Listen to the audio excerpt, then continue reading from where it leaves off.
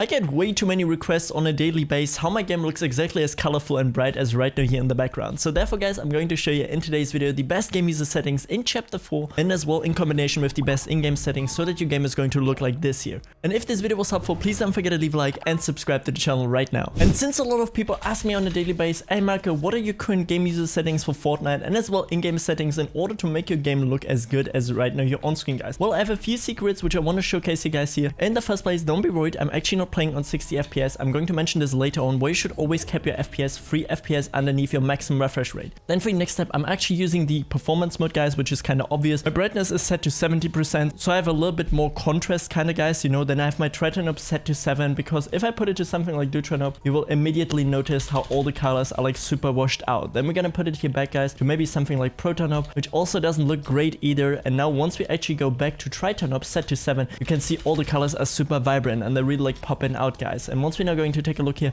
besides my viewing distance, which I have set right now here on medium, everything is on the lowest possible, guys. When it comes down now to the game settings themselves, of course, always make sure to select your main region, guys, to prevent potentially getting connected to a server which is further away, because maybe that server is a little bit more consistent, you know, because that server is maybe a little bit more stable, but it's further away, so therefore you have higher ping. That's how it works, guys. Then next up, guys, my preferred item slot. This is also something where I tell so many people that they should pay attention about this, because just simply landing and already knowing on which keybind your weapon is going to be. Then for my game UI settings, guys, I have my HUD scale on 75%, and this is the rest which I have enabled. You can see basically everything here, and this is exactly how my game looks this good, guys. Like, I mean, actually playing on here on a daily basis is super fun, just simply because of the fact the game is more colorful. You kind of like go with a different mentality in there. And now I'm also going to show you what I changed in my game user settings so that your game can run as good as mine and look as good.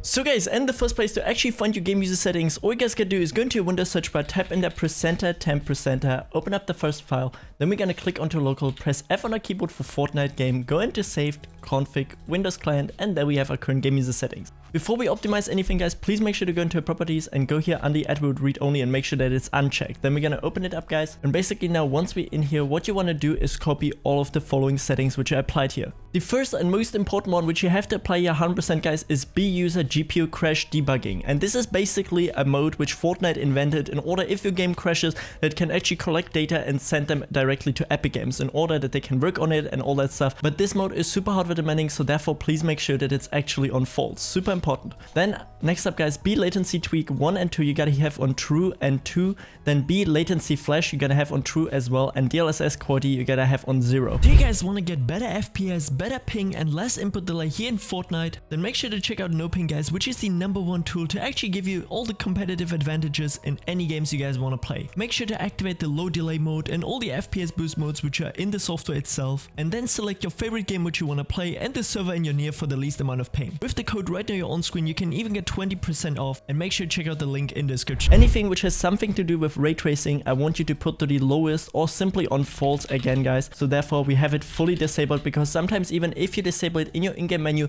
it might not be fully disabled in your config. Then my display gamma, I guess it's kind of personal preference, but I gotta say 1.91 and then like 4 zeros behind it is really the sweet spot in my opinion. Then we're going to scroll down a little bit more, guys, until we can find B disable mouse acceleration. And this one you actually gotta put to true, guys, because you wanna disable mouse acceleration in order to make your input as natural as possible. Because if you have mouse acceleration enabled, and let's just say you scroll somewhere, the faster you scroll, the more higher your DPI is gonna get add up, because that's how mouse acceleration works. If you swipe faster, your DPI is gonna change in the process. Therefore, make sure that this one here is disabled, guys. Super important if you want to have a natural input. Then we're gonna scroll down a little bit more now, guys, until we can find B auto download high-res textures, and this one we're gonna put to false as well, guys, because we don't want them. They're not really useful and they're just super hardware demanding, so therefore make sure that they're fully disabled here. Then B allow low power mode we gotta put to false as well. Then we gotta scroll down a little bit more, guys. Here it basically comes down now to your stretch resolution, or if you use one in the first place. One which I can definitely recommend you is something like 1720 x 1080, which is even being used by a FNCS winner, so therefore that's one which is pretty common, and it gives you a nice little FPS boost while still returning a very good looking picture. Then we're gonna scroll down a little bit more, guys, and now under frame rate limit, guys, this is where it comes down now to your monitor hertz. For me right now, I'm playing on a 360 hertz monitor. Since I always switch my resolutions and all that stuff, guys, sometimes I don't have this applied in-game, but yeah, usually this is what I have in my natural config, that you should go 3 FPS underneath your maximum refresh rate of your monitor if you have a higher hertz one. So therefore, if you're playing on 144, put it to 141. If you're playing on 240, put it to 237. If you're playing on 360 hertz, put it to 357. This kind of helps your monitor better with syncing the picture, guys, and overall is gonna result in less input delay. You can, by the way, as mentioned, download the full config in the description of this video, so therefore make sure to check it out afterwards, but I'm also trying to explain everything I do. Then here, guys, under scalability groups, you just simply gotta keep it on the lowest possible or the default one. You can see here global illumination quality, which is lightning, on 0. Then we have something like FX quality on 0, shadow quality on 0. We don't really care about it, we just want maximum FPS for comp, so therefore make sure that is enabled. And now under chat settings, guys, you kind of gotta know for yourself which one you want to have enabled or not, but basically the more you disable, the less hardware demanding it's going to be for your game, because actually all these notifications, fancy pop-ups and everything, you know, you can see when you level up and all that stuff, you should actually turn it off as low as possible. Once we're done with that now, guys, we're gonna go under file and save this here real quick, and we're already done, and we now have the best game user settings applied.